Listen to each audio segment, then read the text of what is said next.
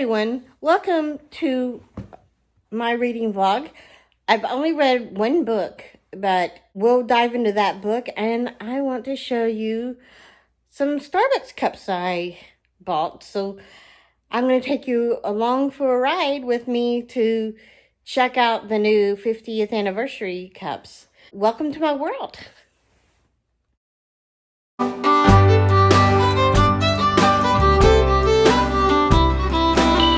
Hello, book world. I am on chapter 3 of The Glass Hotel by Emily St. John Mandel. The book is very confusing right now because we're talking about a guy named Paul, and we're going back in time, and I like the timeline skip back and forth, but there's something going on with this guy Paul. But my understanding is that the main protagonist in this story is a young lady named Vincent. And now we're getting into the fact that she and Paul are both working at the Glass Hotel. There are some trigger warnings for use of drugs, specifically opioids and missing persons or something so forth. So that's where I'm at right now. I'm finding the book a little confusing at this moment, but it is a little early on, so hopefully the book will continue to get better. I just not a big fan of it right now. Maybe it'll grow on me.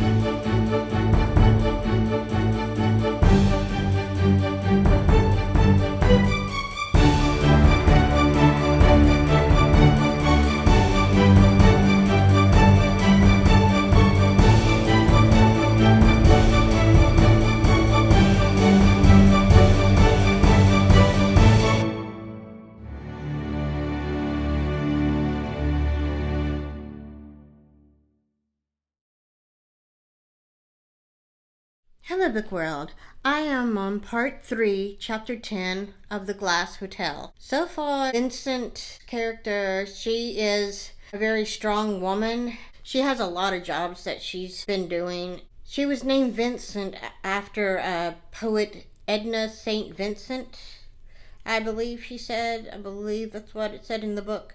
Her mom named her after Edna St. Vincent, a famous poet. I don't like the dual timelines so much because I just now feel like the book is actually getting interesting. It goes back and forth so much to close to when she's 13 years old to now to back to when she was working at the Glass Hotel to present, and just all the stuff that's going on. And I'm not spoiling anything, but to me as a reader, it makes everything a little confusing the way the writer is staging the timelines going back and forth. Usually I don't mind a timeline jump. My favorite television writer, Ryan Murphy, does timeline jumps all the time in his television shows, 911 and An American Horror Story, and he's even a few episodes of Glee, he did that on a few of those episodes. So this was a little off-putting as far as how this was all staged out. I kind of feel like at the very beginning of the book, we're talking about her brother Paul, and we really don't get introduced to Vincent until a little later, and I'm almost halfway through the book. I got the book on Libby, and I'm listening to it on audiobook, which I thought would make it a little easier too. I'm glad I didn't buy the book because I was a little apprehensive about buying this particular book because I wasn't sure if I was going to enjoy it. This up to part 3, not been the most exciting book for me, but it seems like it's starting to get interesting. And I'm not very fond of books that don't grab your attention. I can't teach them. Yes, you can. All you gotta do is get their attention. At the very beginning of the book, I wanted to show you a few of the Starbucks cups that I purchased. Starbucks cups came out. The first one is this reusable Earth Day cup. It's a really beautiful shade of mint green. I thought that was really pretty. Second cup is this plastic Mermaid Cup. You can see there's mermaid fins all around, and that is really, really cute. And it's a mint green, which the straw is a mint green. We have another reusable cup that was like $2-3 for Earth Day. And I just love the mint green colors with the white. It's so classy. I think black is the epitome of class. If you're going to go out a nice event, you want to dress in a nice black dress or something very classy like that. But mint green is up there, in my opinion, as a very classy color. I love the shade, this shade of green. It's really pretty. I found this cup. It's a special limited edition cup for Starbucks 50-year anniversary. I can't believe Starbucks has been around for 50 years. But we have these little fins on it. And it actually says 50th anniversary edition. And there's beautiful mint green and mint green and gold mermaid fins on the cute little cup. I thought that was really adorable. Now this cup, I found it to be just really beautiful and classy. It has a shimmer to it, and the top is a burgundy red. I think burgundy red and black go nicely together, and it's very, very iridescent, and you can kind of see the different shades and colors too. Little shimmer that it has in it. When you hold it up to the light, it gets a kind of a golden glow to it. My final cup that I wanted to show you is also a limited edition 50-year anniversary cup. And it came in this cute box with the mermaid on it. And this is the 50-year anniversary K-cup or travel mug. Of course, it's glass, but if you take the mug out, oh gosh, don't let me break it. You'll see that it is a beautiful mint green, and it has a mint green lid. I thought that was really, really beautiful. So I guess for the 50th year anniversary, the summer collection is mint green and gold. I just wanted to share that with you because I know a lot of you on here love to see my Starbucks cups collection. I have a lot of mugs that I can show you. I have a whole summer set of mugs with beautiful designs on them that I've collected over the years. This one is right up there as one of my favorites though, because I do love the mint green. I'm going to finish reading The Glass Hotel. I wanted to show you my final cup that I was able to find after I bought those other Starbucks cups. This is a rare 50th anniversary cup. I called around to several stores. I went to several Targets. I went to several Starbucks to try to find this cup. And because this particular store had closed on Wednesday and Monday was the release of the cups, I called yesterday and they had one cup left. And I said, could you please hold it? And she said, I'll hold it for an hour. And I was like, I've got to get this cup because this is a rare find and it is a diamond in the rough. So I ended up picking up this honeycomb colored 50th anniversary honeycomb gold tumbler, and it's only out for a limited time to celebrate their Starbucks 50-year anniversary. It has the studded edges and it just glimmers gold in the light, and it is beautiful. It is so beautiful.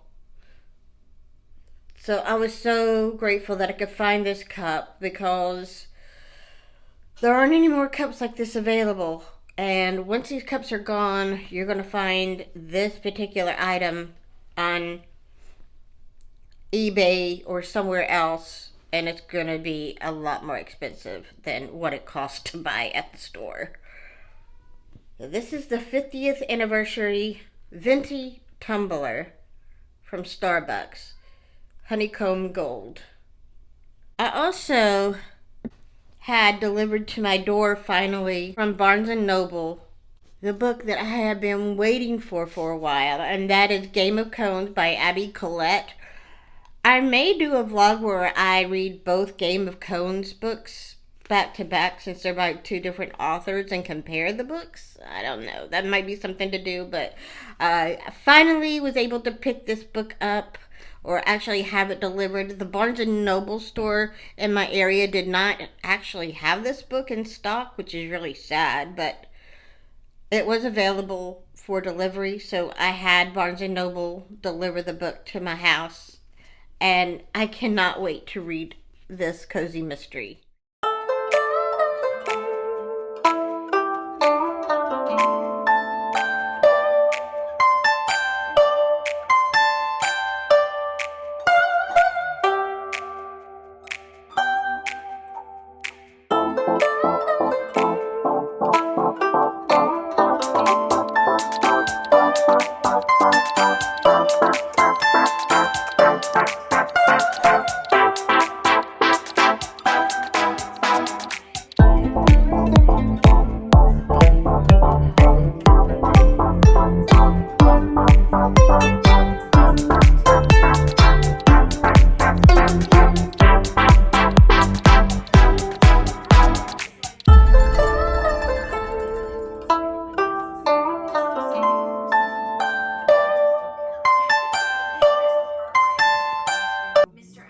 Hello, book world.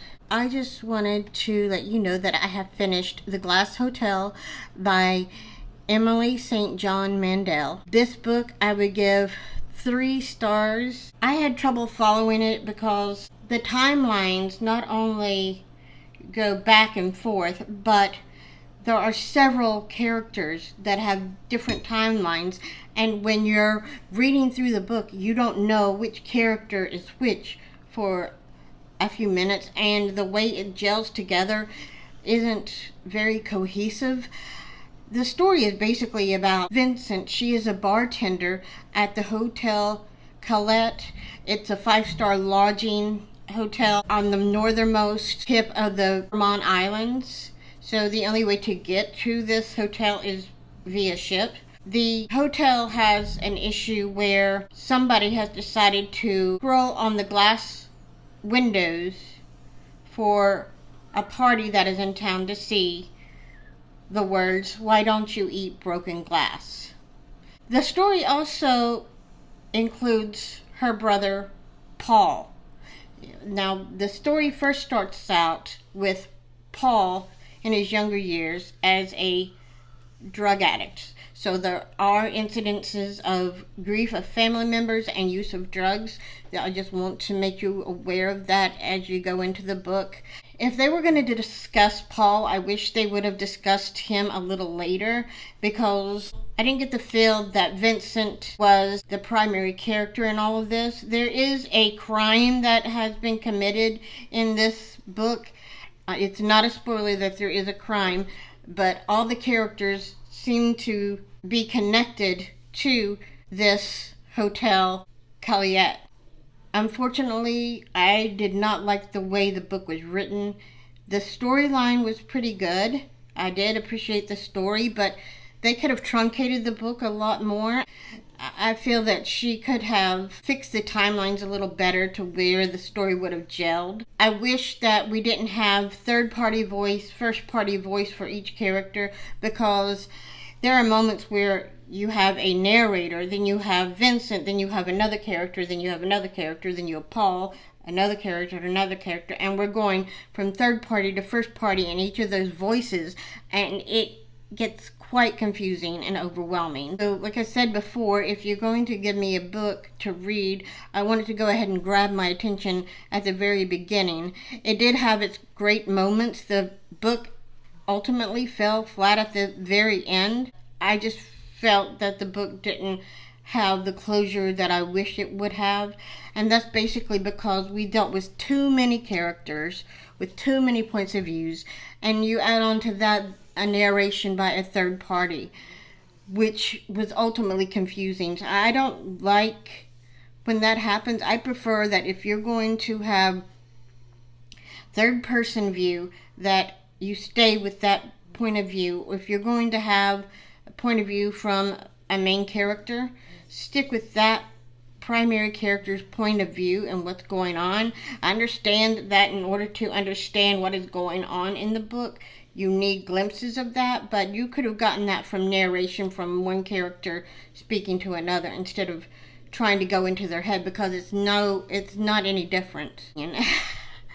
I hope that makes sense, but suffice it to say, I was not as taken aback by this book as I had hoped to be. I'm going to go ahead and close this vlog off. I'm sorry that I only finished one book, but this book was just too much. It was too much for one vlog, and sometimes it happens when you have a week and you don't read that much and you're just in a reading slump, and the next week you come out of the reading slump, right? So you pick a book that you reread or something like that, and the reading slump's over. With that being said, I want to thank everyone for being a part of my world and for your support of this channel. I love you guys, and I'll see you later.